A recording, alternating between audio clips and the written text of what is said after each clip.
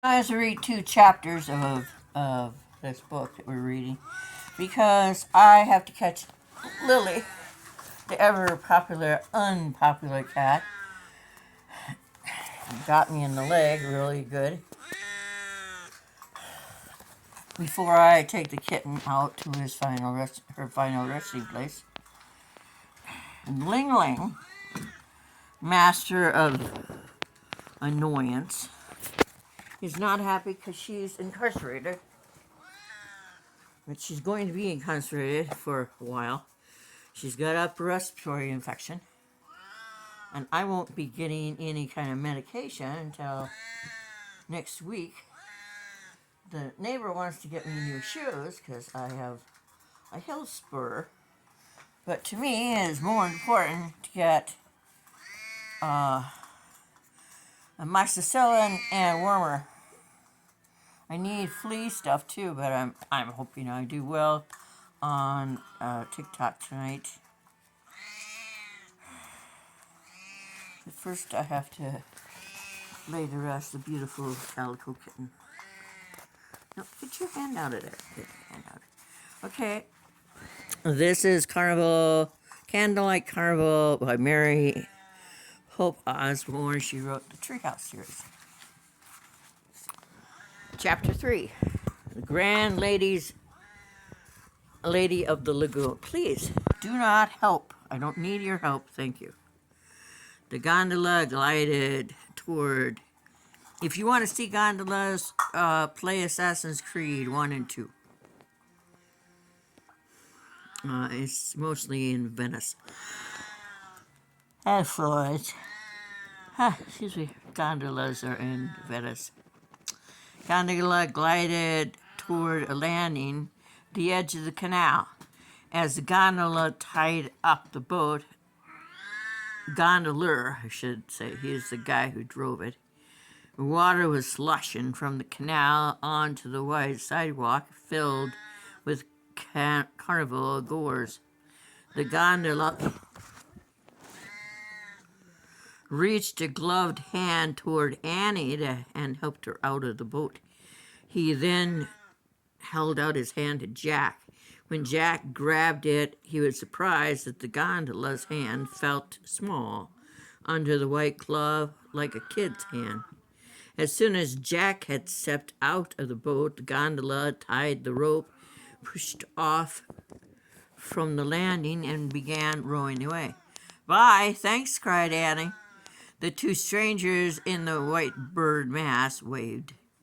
Jack and Annie, I gotta tell you about this. There was I studied history for 8 years. Anyway, there was, and you'll see it if you play Assassin's Creed. There was a doctor who thought that he had just the thing that would keep physicians free from the plague. So he made this rubber suit, and it was a rubber coat, like a cowboy would wear. I can't think of the term right now. I'm thinking shifter, but that's not. And it had a mask and a bird's beak. The theory was that because they didn't know what caused the plague right then, but it was a flea that came from Portugal on the rice, the wheat harvest from Alexander in Africa. And it had such a plentiful crop. There were tons of rats. They needed more cats, but some ass along the way thought that, cats were the reason that they had the plague, so they killed cats. And then they didn't have anybody to kill the rats. It's like cutting off your tongue because you have a sneezing nose. Doesn't make sense. Anyway. So they would get these lumps of pus on their skin, like hives. And they would just get bigger and bigger and bigger, and it was like, didn't know when that nasty thing was going to pop. And when it did, it showered nastiness from the pus. And the doctor's theory was that uh, doctors were needed more than anybody else, so they wouldn't get sick and die if they had these costumes on. And you know, the doctor who created the getup never wore it, and everybody who did died. It's not a pleasant story, it's just history, and history is full of wonderful and non pleasant things. Jack and Annie watched the gondolas disappear over the choppy waters. Then they looked back at the shore.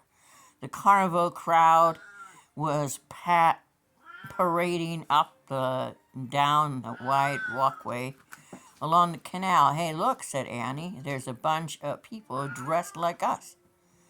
And like the two people in the gondola, Jack saw lots of black cloaks and bird masks and funny hats and ruffled collars. He also saw people dressed as chilled chickens and pirates and knights. And none of the costume people seemed to mind the water spilling over the edge of the canal, soaking their boots and slippers. As Jack and Annie stared at the crowd, a distant bell began to ring. Okay, so this must be early in the plague time, because they used to ring a bell when someone died, and there were so many people dying they had to stop ringing bells.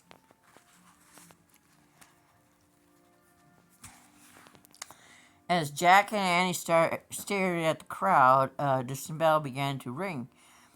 And the bell rang 9 times. I guess that means it's 9 o'clock, said Jack.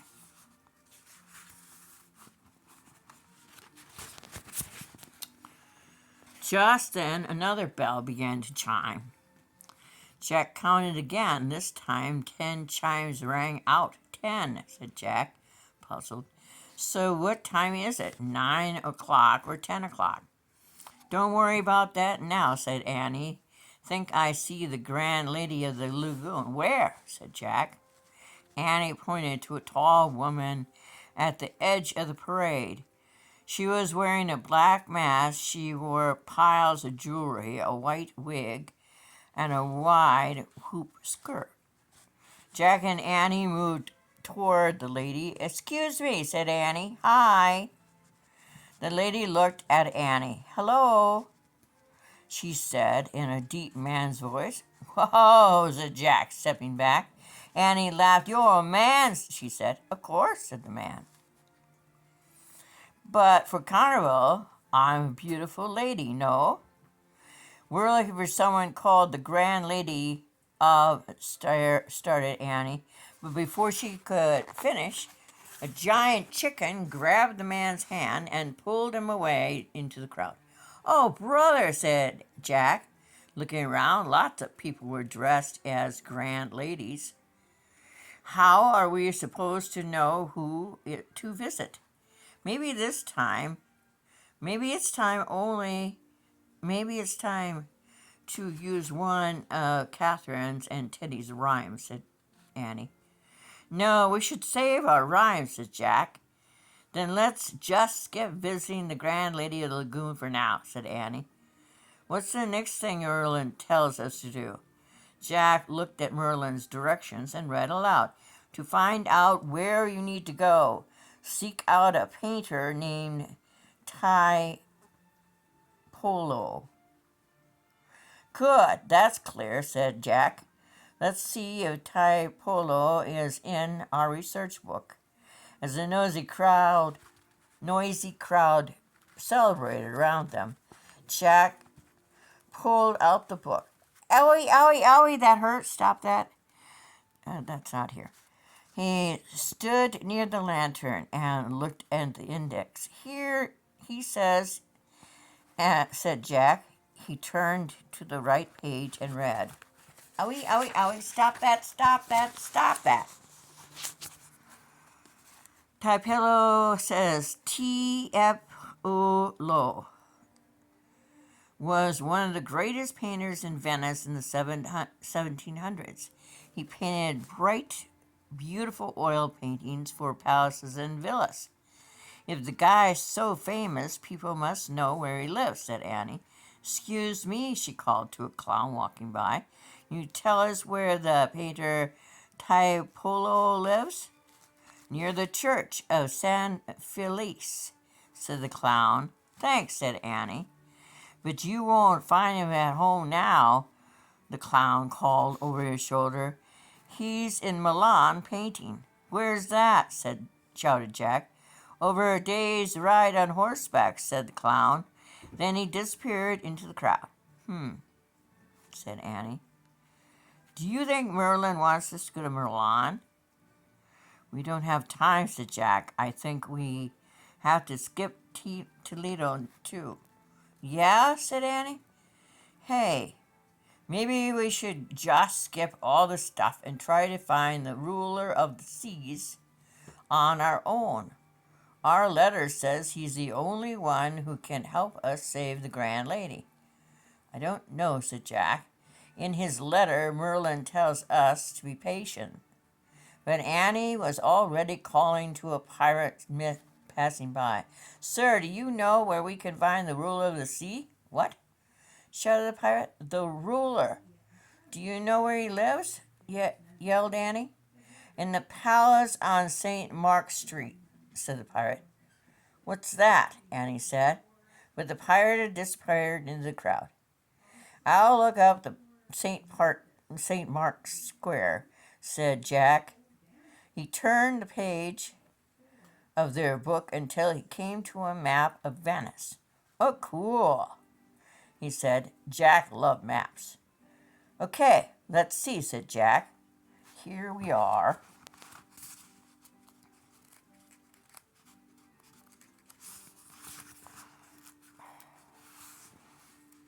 That's Chester, isn't he pretty?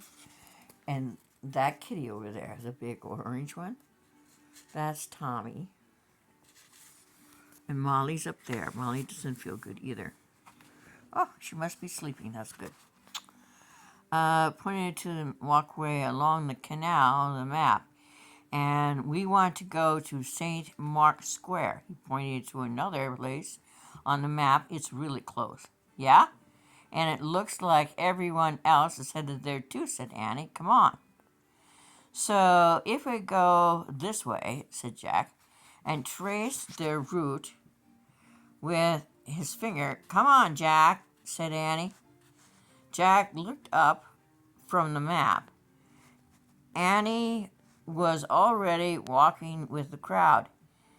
Jack closed the book and hurried after her.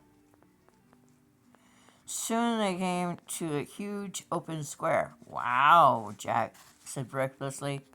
St. Mark's Square was filled with candlelight and musicians, acrobats, ballads, and tight ropes, boxers, box in a ring, knights fenced with swords, clown walked on tall stilts, raced wheelbarrows, and tried to catch live eels in their mouths. Ooh, icky, nasty, nasty.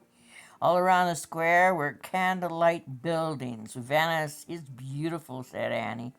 Yeah, said Jack, and looked back at the book. He found the illustration in St. Mark's Square. Jack read the description of the building. The watchtower of St. Mark's Square is the tallest building in Venice. The weather vane on top once helped sailors by showing them which way the wind was blowing. Jack looked up. I can barely see the weather vane up there, he said, but I think it's pointing north, so the wind must be blowing from the south. I learned a really cool thing today.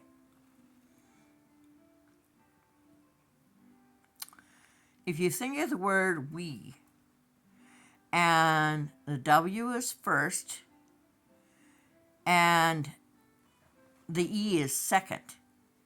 So everything on your left side is west, and everything on the right side is east. I never knew that today. I was listening to Cowboy Jen on TikTok. It was very informative. What about the ruler's palace? Jack asked Annie. Jack read on. The clock tower is one of the most beautiful towers in the world. On top of the tower is a bell is struck every hour. By Jack skipped the ruler's palace, interrupted Annie. Please, okay, said Jack. He read about the palace. Ooh, look. I love both of the pictures. You never get old of that. Tired of that. The Palace of Venice's ruler is one of the most splendid structures ever built. It was a great hall where as many as 2,000 nobles once met to discuss city matters. It also holds the city's grim prison cells. Above the palace door is a sculpture of St. Mark showing a book to a winged lion.